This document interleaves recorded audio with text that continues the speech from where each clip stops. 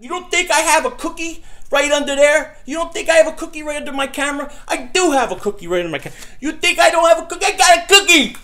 I'm in a cookie because I'm fat! Yo, everybody, how you doing? King Ding back here. Happy Monday afternoon to everybody.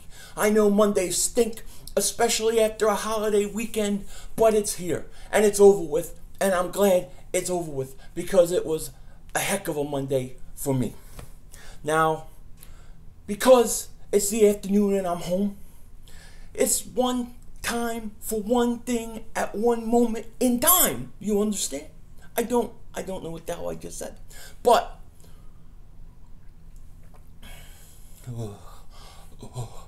it's eggnog time, yo.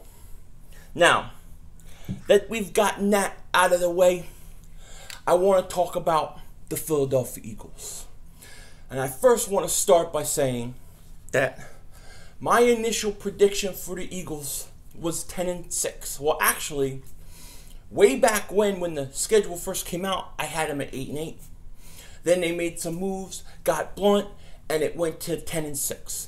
Now, I had the Eagles winning the division at 10-6 in a fight with the New York Giants. I could not be so wrong. And I'm so happy that I was wrong in the way that I was wrong, because they're 10-1. And I think they deserve a lot of credit for being 10-1. And I just want to say, Howie Roseman, Doug Peterson, you've done a hell of a job. Congratulations on what you did. Because what the Eagles did in the offseason was try to bring up young guys, rebuild, while bringing in vets to compete at the same time. That's a very hard thing to do. That's something I haven't really seen done before. But the Eagles so far have done it to perfection. Now we're getting to the point in the schedule where we got some hard games to play. Okay, we got Seattle in Seattle. We got the Los Angeles Rams in LA. We got hard games to play, and there's a lot of doubters out there. They don't like the Eagles. They think the Eagles are soft. They think the Eagles have played nobodies, right? But the people the Eagles play are always somebodies until the Eagles beat them, then they're nobodies. The truth of the matter is, the Eagles can only play who's on their schedule. They play them, and they whip up on everybody. I think 3 straight weeks, or the last 3 games in a row, you've had Nick Foles come in and replace Carson because the Eagles are blowing out teams. The Eagles aren't just winning. They're not just squeaking by with last-minute field goals. They're blowing people out. They're blowing them out. How is that a stinky team? How is that a team that stinks at 10-1? Get the hell out of here with that crap. Now, we got Seattle coming up. I can't wait. It's going to be a big, big game. Now, yesterday in the Eagles game, it was pretty much domination. I thought, for the most part, the Eagles played pretty good. You know, I thought the defense played fantastic, not letting any sacks, getting pressure on that quarterback. The Bears could not score. They could not score. Offensively, the Eagles moved the ball pretty much at will. I think the biggest problem, as you all know, is the sloppy play with the fumbles and that kind of thing. I think you had Blunt, he had 2 fumbles. Ajayi had a fumble. Then you had Jenkins get an interception. He had a fumble. I mean, these are things that can't happen. Those can't happen. And if the Eagles keep allowing that to happen against teams like Seattle and the Rams, they're going to lose. They're going to lose, or it's going to be really close. Really, really close. You know, and there was a couple offsides and that kind of thing. A lot of penalties on the Eagles. Just very sloppy game. Got to clean it up for Seattle Sunday night. Sunday night, Seattle. Oh, man, I can't wait for that game. I can't wait to play Seattle. Now, Seattle, you know, they have Russell Wilson. So when they have Russell Wilson, they have a chance. You have a chance.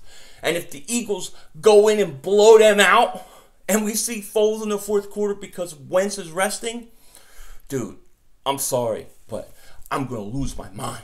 I'm going to lose my mind because I just would gain so much confidence from that with this team, you know. But as far as the Bears game yesterday, once it was 7-0, I thought the game, well, actually, if I'm honest, once it was 17-0, I said this game is over.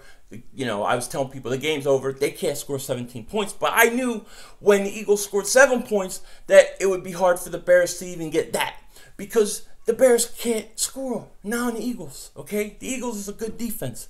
Very, very good defense. This is the best team in the football. This is the best team in the National Football League right now. No doubt about it. No doubt about it. You know, so it's going to be really interesting to see what happens next week. In the next 2 weeks, really.